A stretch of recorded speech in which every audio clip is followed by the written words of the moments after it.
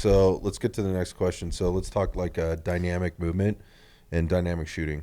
So the question is like reloads on the move, what and why, right? So versus, I think what the question really is like, hey, do I reload while I'm moving, right? Or am I reloading standing still to make sure I get that reload done, right, and correct before I move into cover, my next position, whatever So the else. fact that we just did this, Yep. I'm gonna let you guys answer that. Look, I think I think it's a matter of proficiency, and it's dependent on your level, right, of proficiency. So if you can do both, then do both. But it's also situational, right? So like if I've got a threat that's in front of me, and it just makes sense for me to get cover to reload before I make my next movement, or I've got somebody laying down suppressive fire, or I'm laying down suppressive fire, like.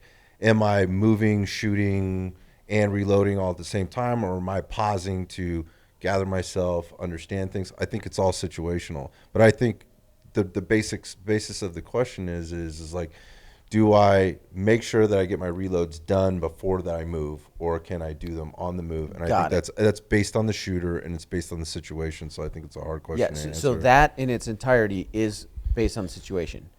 Train it all, though. Right. I mean, and when you guys did it today, it was obviously possible. You guys. For sure. It. Yeah. I didn't see really any hiccups. Well, we've trained it.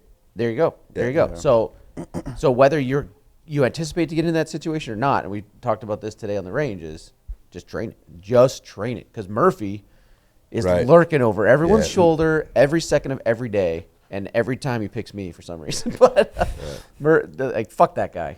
Whoever, I don't know if there's any Murphys here, but.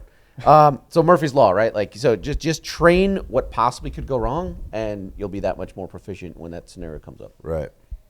Good answer. My biggest thing is also situational dependent, but what does a bad guy want you to do?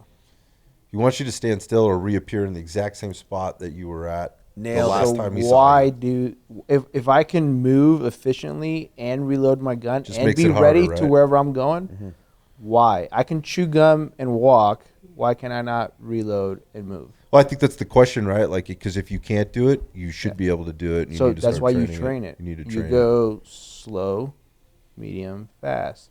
You crawl, walk, run to get to that efficiency that where you can just move from A to B and be proficiently with reloading.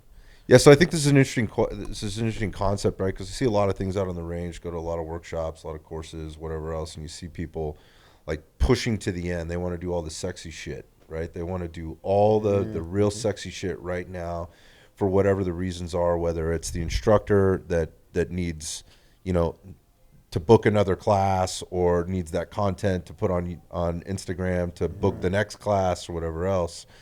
I think the question is where do you start with all this stuff, and when do you start as an instructor? Because that's what you guys do. You're out there on the range with people all the time. Some of the things that you do. When do you start training things like that? When do you start escalating the moving and reloading, right? Versus, when's the right time? When to and when not to in training, right? So, not necessarily in that situation, but in training. So for me, my biggest thing is, and Luis already covered it right now, I like to layer my training. I add layers to everything. So I'll start off extremely basic. We're doing X, and that's it. Okay, cool. Let's do it. Let's get a few reps, make sure that everybody's proficient with it, or at least grasps the concept of how to do X thing that we're doing. From there, I go, okay, can you do the same thing while kneeling? Can you do the same thing while moving forward? And this is not a tactic. This is just, can you do it while these are fundamentals. These are fundamentals. Right. And you're just adding more things to it. And then I get to the point where I go, okay, or the person that I'm teaching or the group that I'm teaching has become proficient with said skill. Mm-hmm. And the skill is, we're talking about reloads, so let's just say reloads. I like to teach reloads initially as a skill by itself still. Right, because why layer on complexity? Not yet. Like there's a time and a place for all that. There's a time and a place. And we're talking about training, we're not talking about real life stuff right now. I'll get to the real life stuff. We're talking about just a singular skill, and a reload is a singular skill. Can you reload the gun? Okay, cool, you can. All right, cool. Let's start adding layers of complexity to it. What are they? I was having you guys do them today. Right. All right, turn around. Identify the target. Then do it. Okay, cool. Now go down. Okay, now move to the left and move to the right. Okay, can you do it while you're moving? Can you do it while you're going backwards? And some of these are tactics, some of these are not. Some of these are just, are you going to be able to chew bubble gum and walk at the same Yeah, time? you're sort of adding variables or adding So- stress levels on top of the And some of them fundamental. are, yeah, some of them are stress levels, and some of them are just simple, hey, run that way and do it. So I Can think you do it? I think the question you first asked is when in a course do we do it?